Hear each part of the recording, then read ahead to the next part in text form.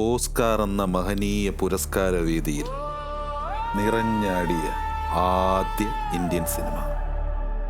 ലോക സിനിമകളുടെ ഇടയിൽ മലയാളത്തിൻ്റെ മുദ്ര പതിപ്പിച്ച നമ്മുടെ സ്വന്തം ഭ്രമയുഗം.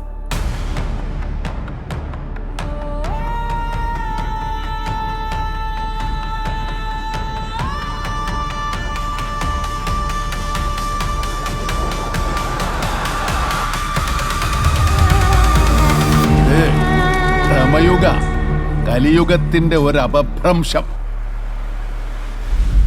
ഭ്രമയുഗം. മലയാള സിനിമാ പ്രേമികൾക്ക് ഇത് അഭിമാന നിമിഷം. സിനിമാ മേഖലയിലെ മികവുകളെ ആദരിക്കുന്ന ലോകത്തിലെ പരമോന്നത പുരസ്കാര വേദിയായ ഓസ്കാർ അക്കാദമിയിൽ മുഴങ്ങിക്കേട്ട മലയാളത്തിന്റെ ശബ്ദം 2026 ഫെബ്രുവരി 12 ലോസ് ആഞ്ചലസിലെ അക്കാദമി മ്യൂസിയം ഓഫ് മോഷൻ പിക്ചേഴ്സിൽ where the forest meets the sea എന്ന സീരീസിലാണ് ഭ്രമയുഗം പ്രദർശിപ്പിക്കപ്പെട്ടത്. ഓസ്കാർ അക്കാദമിയിൽ പ്രദർശിപ്പിക്കപ്പെട്ട ആദ്യ ഇന്ത്യൻ സിനിമ എന്ന പേരിൽ ഇനി ചരിത്രത്താളുകളിൽ എഴുതപ്പെടാൻ പോകുന്നത് നമ്മുടെ സ്വന്തം മലയാള സിനിമയുടെ പേരായിരിക്കും. 2024 ഫെബ്രുവരി 15 വൈനോഡ് സ്റ്റുഡിയോസും നൈറ്റ് ഷിഫ്റ്റ് സ്റ്റുഡിയോസും പ്രൊഡ്യൂസ് ചെയ്ത് രാഹുൽ സദാശിവൻ സംവിധാനം ചെയ്ത ഭ്രമയുഗം റിലീസാകുന്നത്.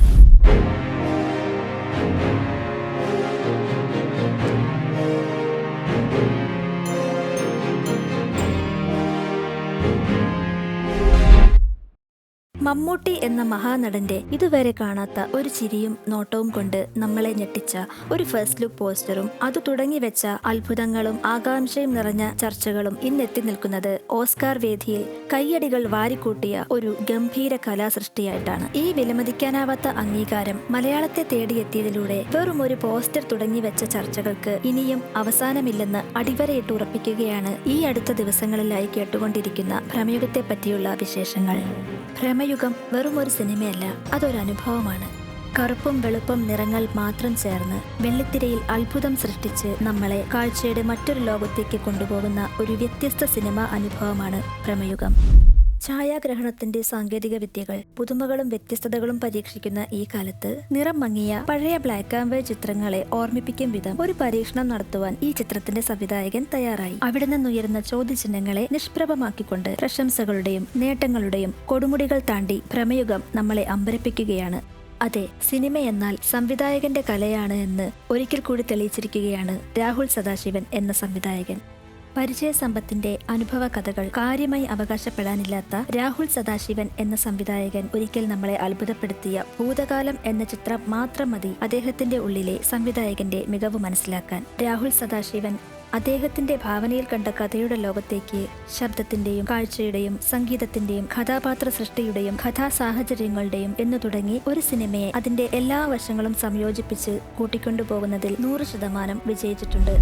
17ാം നൂറ്റാണ്ടിന്റെ പതിഞ്ഞ താളത്തിൽ പറയുന്ന ഹൊറർ വിഭാഗത്തിൽപ്പെടുന്ന ഒരു സിനിമയാണ് ഭ്രമയുഗം. അധികാരത്തിന്റെയും ശക്തിയുടെയും വിവിധ ഭാവങ്ങൾ കഥാപാത്രങ്ങളിലൂടെ അവതരിപ്പിക്കുവാൻ സംവിധായകൻ തിരഞ്ഞെടുത്തിരിക്കുന്നത് പഴങ്കഥകളിൽ മാത്രം കേട്ട് പരിചയമുള്ള ചാത്തന്റെയും യക്ഷിയുടെയും പാണന്റെ പാട്ടുകളുമൊക്കെയുള്ള ഒരു കഥാപശ്ചാത്തലമാണ്. ഇത്തരമൊരു കഥാപശ്ചാത്തലത്തിന് മനോഹരമായി ഇണങ്ങും വിധം സംഭാഷണങ്ങൾ തയ്യാറാക്കിയിരിക്കുന്നത് ടി.ഡി. രാമകൃഷ്ണൻ എന്ന അതുല്യ പ്രതിഭയാണ്. ക്രിസ്റ്റോ സേവ്യറിന്റെ സംഗീതം കഥയുടെ ഭാവങ്ങളെ പ്രേക്ഷകരിലേക്ക് എത്തിക്കുമ്പോൾ ഷഹനാ ജലാൽ എന്ന ഛായാഗ്രഹകൻ ഒപ്പിയെടുത്ത ദൃശ്യങ്ങൾ കഥയുടെ ദുരൂഹത നിറഞ്ഞ ലോകത്തേക്ക് നമ്മളെ കൂട്ടിക്കൊണ്ടുപോകുകയായിരുന്നു. അഭിനേതാക്കൾ കഥാപാത്രങ്ങളായി പകർന്നാടുവാൻ അഭിനയം എന്ന കലയ്ക്ക് പുറമെ അവരുടെ രൂപഭാവങ്ങൾ വഹിക്കുന്ന പങ്ക് ചെറുതല്ല എന്ന് വ്യക്തമാക്കുകയാണ് makeup artist Ron F Xavier. കഥ നടക്കുന്ന കാലഘട്ടവും പ്രദേശവും ദുരൂഹത നിറഞ്ഞ മനയും പടിപ്പുരയും തുടങ്ങി ഈ ചിത്രത്തിൽ പറഞ്ഞു പോകുന്ന എല്ലാ കാര്യങ്ങളെയും അങ്ങേയറ്റം പൂർണ്ണതയോടെ ഒരുക്കി കാണിക്കുവാൻ പ്രയത്നിച്ച ആർട്ട് ഡയറക്ടർ ജ്യോതി ശങ്കറും ടീമും പ്രത്യേകം അഭിനന്ദനം അർഹിക്കുന്നു. ഷഫീഖ് മുഹമ്മദ് അലി എന്ന എഡിറ്ററുടെ മികവുറ്റ എഡിറ്റിംഗ് ഈ സിനിമ പറയാൻ ഉദ്ദേശിക്കുന്ന കഥയുമായി പ്രേക്ഷകരെ ബന്ധിപ്പിക്കുന്നതിൽ പ്രധാന പങ്ക് വഹിച്ചിട്ടുണ്ട് എന്നത് എടുത്തു പറയേണ്ട കാര്യമാണ്. കഥാപാത്രങ്ങളായി പരകായ പ്രവേശം ചെയ്ത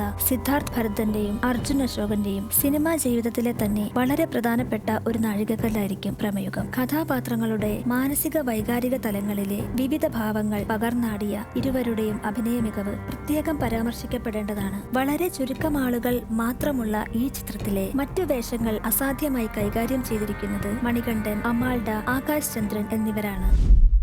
അരനൂറ്റാണ്ടിലേറെയായി കഥാപാത്രങ്ങളിലെ വൈവിധ്യം കൊണ്ടും അനായാസ പ്രകടനം കൊണ്ടും നമ്മളെ ഇന്നും അത്ഭുതപ്പെടുത്തിക്കൊണ്ടിരിക്കുന്ന മമ്മൂട്ടി എന്ന അഭിനേതാവിന്റെ കഴിവിനെ മാറുന്ന കാലത്തിനു പോലും മാറ്റുകുറയ്ക്കാനാവില്ലെന്ന സത്യം എടുത്തു പറഞ്ഞാൽ അതിശയോക്തിയാകും.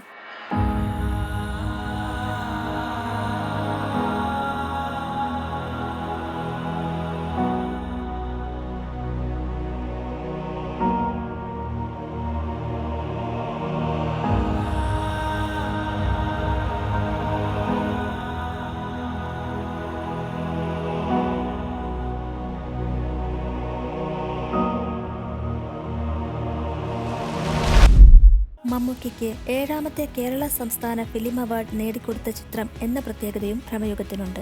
എന്റെ മനക്കിലേക്ക് സ്വാഗതം എന്ന് പറഞ്ഞ് കണ്ണുകളിൽ ഒളിപ്പിച്ച കൗശലത്തോടെ ഒരു വന്യമായ ചിരി സമ്മാനിച്ച് മനക്കിലെ ചാരുകസേരയിൽ തലയെടുപ്പോടെ കൊടുമൺ പോറ്റിയായി പകർന്നാടി ഒടുവിൽ ചാത്തനായി അഴിഞ്ഞാടി അഭിനയ കലയുടെ കൊടുമുടിയിൽ സ്ഥാനമുറപ്പിക്കുന്ന ഒരു ഗംഭീര നടനെയാണ് നമ്മൾ പിന്നീട് കണ്ടത്.